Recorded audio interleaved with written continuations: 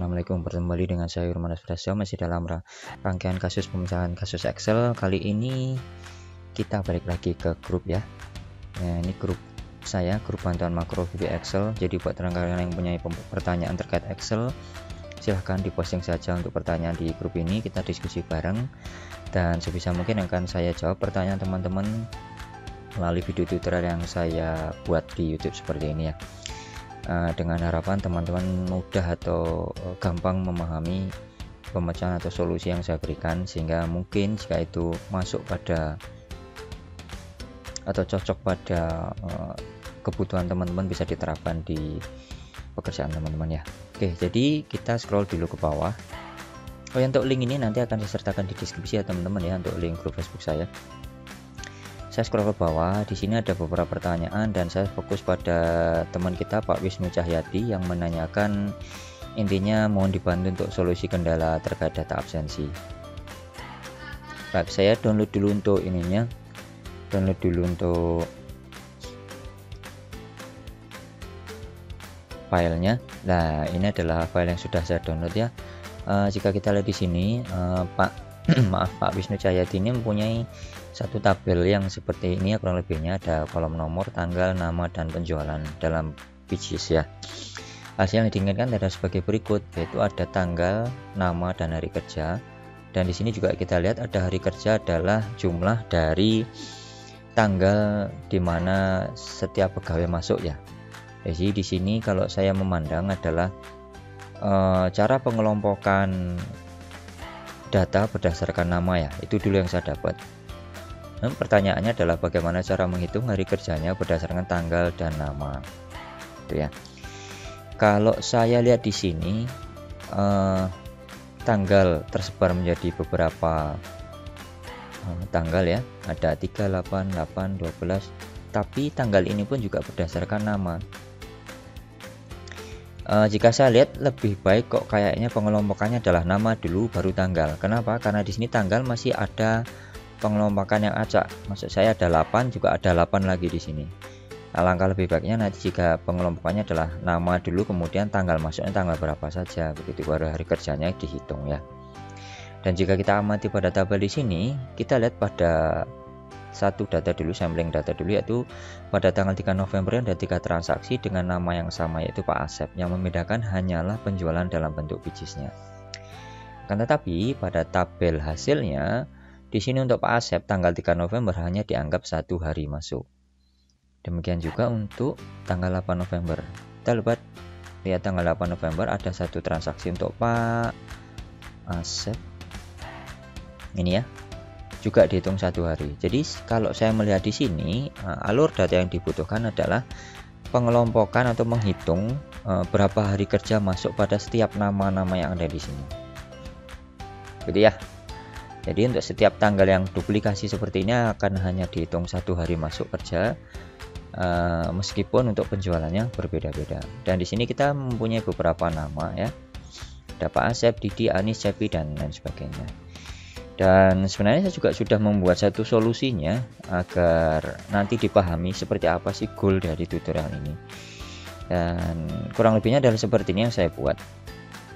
Jadi ini adalah satu solusi yang saya sertakan, yang saya tawarkan kepada Pak Wisnu Cahyadi ya. Di sini saya mempunyai satu buah pivot table ya. Saya memanfaatkan pivot table saja. Dimana untuk Anis adalah 2 hari kerja, kemudian Pak Asep adalah 2 hari kerja. Kita ambil 2 sampling data ini dulu, apakah betul hasil dari pivot table-nya. Jika kita lihat di sini, sesuai rekapannya Pak Wisnu Cahyadi, untuk Pak Asep ada 2 hari kerja. Jadi untuk Pak Asep 2 hari kerja betul. Kemudian Anis ada 2 hari kerja. Anis 2 hari kerja betul. Kemudian untuk Cepi dan Didi 1 hari, 1 hari, berarti betul. Mungkin jika kita melihat laporan yang seperti ini dibandingkan dengan ini akan lebih simpel ini ya rekan-rekan ya. Bukan berarti tabel yang disajikan Pak Wisnu Cahyadi ini kurang bagus, bukan. Akan tetapi secara sekilas memandang saja, saat saya ganti ini dengan misalnya ya, saya ganti dengan hari kerja, kemudian di sini saya kasih nama dengan nama pegawai seperti ini. Sekilas saja orang memandang akan gampang ya. Untuk Pak Anis 2 hari kerja, Pak Asep 2 hari kerja. Akan tetapi untuk tanggalnya bagaimana Pak? Nah, kita bisa melihat tanggalnya pada setiap pegawai di hari apa aja mereka masuk, kita bisa mengklik pada tanda plus di sini. Nah, sudah ada drill down-nya, yaitu Pak Anies masuk pada tanggal 8 dan 12. Kita cocokkan dengan nilai di sini 8 dan 12. Jadi, sebenarnya solusi yang saya tawarkan ini bisa dipakai ya untuk goal yang berupa hari kerja. Seperti ini. Jadi dari teman-teman yang ada di sini, teman-teman yang masuk di sini ada 4 hari kerja dengan grand totalnya ada 4 pegawai ya. Mungkin nanti jika kita ingin mengembangkan kasusnya ke arah berapa total hari kerja keseluruhan pegawai, nanti bisa kita tambahkan ya untuk perhitungannya. Tetapi untuk goal pada tutorial ini hanya menghitung hari kerja saja. Jadi abaikan saja untuk grand totalnya. Jika tidak ingin melihat grand totalnya, kita bisa klik pada pivot table-nya, kemudian klik pada tab desain, kemudian grand total di sini kita off-kan saja. Seperti ini. Oke ya, teman-teman ya.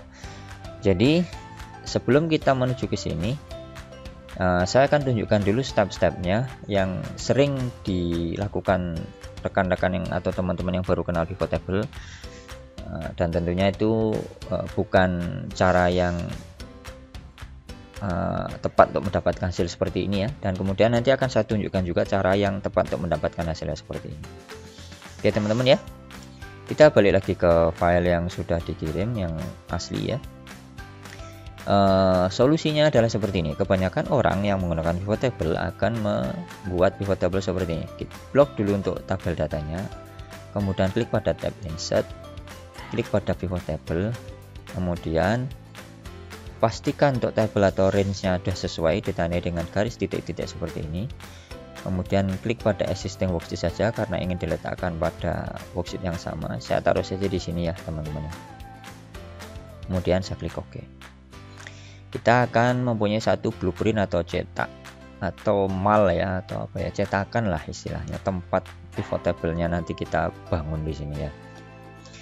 Jadi untuk mengelompokkan, saya tarik dan geser dulu untuk nama, kemudian tanggal seperti ini. Kurang lebihnya sama ya seperti yang kita lihat tadi ya. Ada Anies, kemudian ada breakdown dari tanggal kapan saja mereka masuk. Masalahnya adalah kita harus menghitung berapa hari kerja. Nah, pemahamannya adalah seperti ini. Hari kerja ini didapatkan dari satu tanggal unik yang ada pada masing-masing pegawai. Jadi misal di sini Pak Asep pada 3 kali transaksi pada tanggal 3 November, hanya dihitung 1 kali untuk tanggal 3 November masuk kerjanya ya. Jadi sebenarnya kita cukup memberikan count atau menghitung tanggal masuknya saja. Jadi saya klik dan geser saja tanggal ke value seperti ini, kita sudah mendapatkan countnya ya. Tetapi tunggu dulu, kita lihat dulu. Jika kita menghitung tanggalnya, di sini Pak Asep pada tanggal 3 November ada 3 transaksi. Itu sebabnya di sini Pak Asep pada tanggal 3 November juga ditunjukkan 3 transaksi. Kemudian 8 November ada 1 transaksi. Dan saat kita lihat pada subtotalnya atau total dari masing-masing pegawainya, di sini untuk Pak Anies betul masih ada 2 ya, karena memang tanggal 8 sama tanggal 12 hanya terdapat 1 transaksi. Tetapi pada Pak Asep di sini untuk 3 November masih menyertakan 3 transaksi. Oke, jadi untuk pivot table ini tentu tidak bisa kita pakai ya teman-teman ya. Lantas bagaimana caranya agar kita mendapatkan hasil yang seperti saya tunjukkan tadi?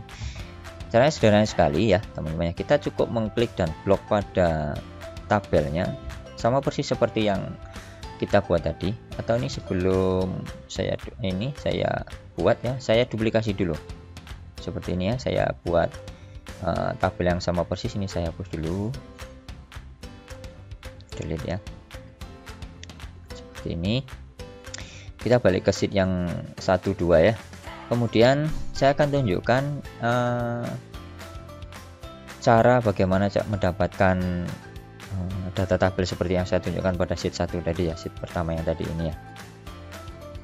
Jadi kita klik dan blok datanya seperti ini, sama seperti langkah kita sebelumnya saat membuat pivot table di sini. Kemudian kita klik pada tab insert, klik pada pivot table, klik pada existing worksheet. Nah, kita klik pada location-nya, saya taruh saja di bawah sini ya. Kemudian centang pada add this data to data model. Kita klik OK. kita akan punya blueprint sama seperti yang kita buat tadi barusan ya. Nah, kita tinggal mengklik dan drag untuk nama, kemudian tanggal. Kemudian tanggal juga kita klik dan drag pada values. Akan tetapi pada count tanggal ini kita ubah menjadi distinct count ya. Klik pada tanda panah di sini, kemudian value setting, kemudian scroll ke bawah, pilih pada distinct count. Pilih pada distinct count. Kita klik OK. Ya, hasilnya sudah sama ya. Pak Asep, Pak Cepi. Untuk Pak Asep tanggal 3 November hanya dihitung 1 kali transaksi. Kita coba format dulu yang ada di sini ya, teman-teman ya. Nah, seperti ini kita klik kanan saja. Kemudian format cell, mana format cellnya ya? Format cell. Nah, ini format cell, kemudian kita klik pada date. Kita format sebagai date seperti ini. Kita klik OK.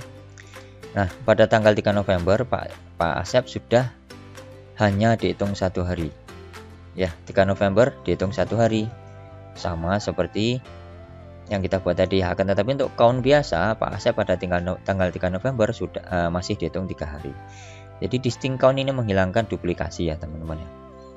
Sekarang kita tinggal menambahkan untuk subtotalnya saja ya. Ini kita ganti dengan nama pegawai. Ini kita ganti dengan hari kerja. Ini ya. Kemudian kita klik pada pivot table-nya, kita klik pada desain, klik pada subtotal, kita on-kan saja untuk subtotalnya. Nah, seperti ini. Kita bisa collapse yang ada di sini ya. Klik pada nama pegawainya, kemudian klik pada pivot table analyze. Kita collapse saja yang ada di sini atau kita kecilkan. Nah, kita sudah punya totalnya ya. Kita coba hilangkan untuk grand totalnya karena kita tidak memerlukan grand totalnya untuk saat ini ya. Klik pada desain, kemudian klik pada grand total of for row and column seperti ini. Oke ya. Jadi kurang lebihnya hasilnya sudah sama seperti yang diinginkan oleh Pak Wisnu Cahyadi ya. Dengan kita bisa men-drop pada masing-masing tanggal seperti ini. Ya teman-teman ya. Jadi dengan memanfaatkan pivot table kita bisa mendapatkan hasil singkat dari rekap absensi tanpa repot-repot menggunakan rumus atau mengupdate formulanya ya. Oke, terakhir untuk pengembangan. Jadi saran saya buat Pak Wisnu Cahyadi, hapus saja untuk total yang ada di sini ya, Pak ya. Sumnya di sini dihapus saja dulu.